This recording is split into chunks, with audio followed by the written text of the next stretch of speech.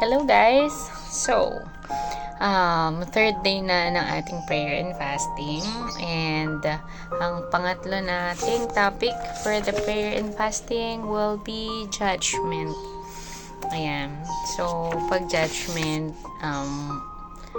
ako, unang naisip ko pag judgment is yung ginajudge tayo, di ba? I mean, binabash, mga ganyan. But there is a greater judgment na nangyari sa Bible na lahat tayong sinners is na-save because of that. Dito sa topic na to, merong 4 na verses from Titus, Romans, Isaiah. Actually, 5 pala siya, Mark, and then Matthew.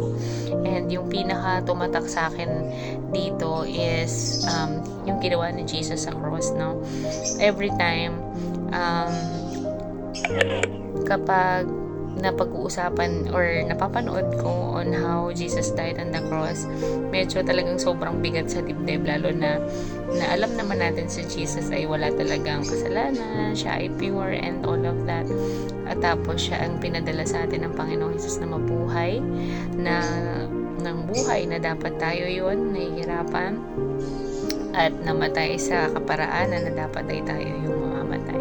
And he took the price, so he took the judgment for us na makasalanan. Siya yung pinako sa krus instead of us, no?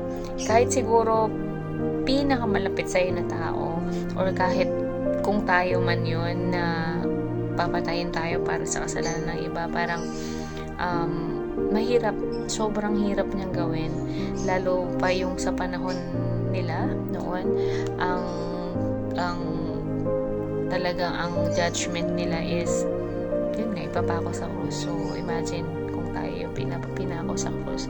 Sabi dito, no, dito sa Titus, mahaba to, 3-7, pero yung nagmark talaga sa akin dito na lagi kong iniisip na kahit anong gawin kong mabuti, hindi ko mapapantayan what Jesus did to me. At sabi dito sa Titus 3 verse 7, because of His grace, He made us right in His sight and gave us confidence that we will inherit eternal life. So when we talk about the crucifixion of our Lord, yung His death and resurrection, ang iniisip ko lagi dito is yung na-inherit ko na eternal life, because of that love na pinakita sa atin ng Panginoon, giving His only Son to us, died in the cross. And ang special doon, syempre yung pagkabuhay niya on the third day, kasi kung hindi siya nabuhay, mawawala ng silbi lahat ng kanyang ginawa sa cross, or ang lahat ng paghihirap niya.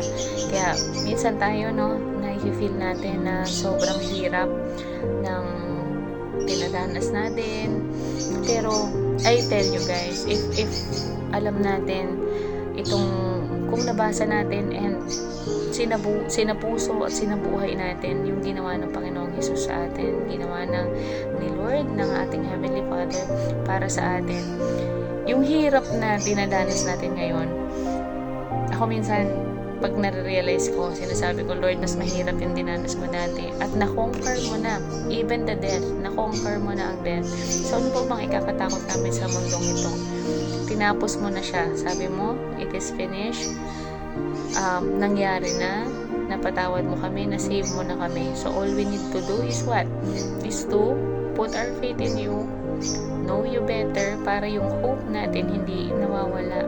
No, parang paulit-ulit ko sinasabi, no? Nakilalanin natin ang Panginoon para hindi tayo mawalan ng pag-asa, ng makakapitan. Kasi at the end of the day, nabubuhay tayo dito na ang purpose natin is to serve the Lord, is to remember yung mga kabutihan na ginawa niya sa atin, para ma-enjoy natin yung buhay.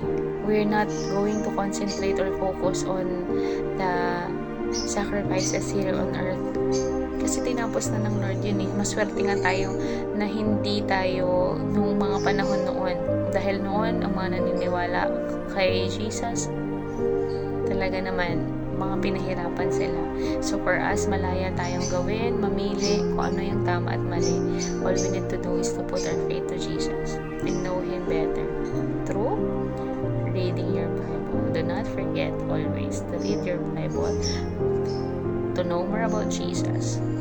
This year, we need to focus more, worship more, and pray more to our dear Lord.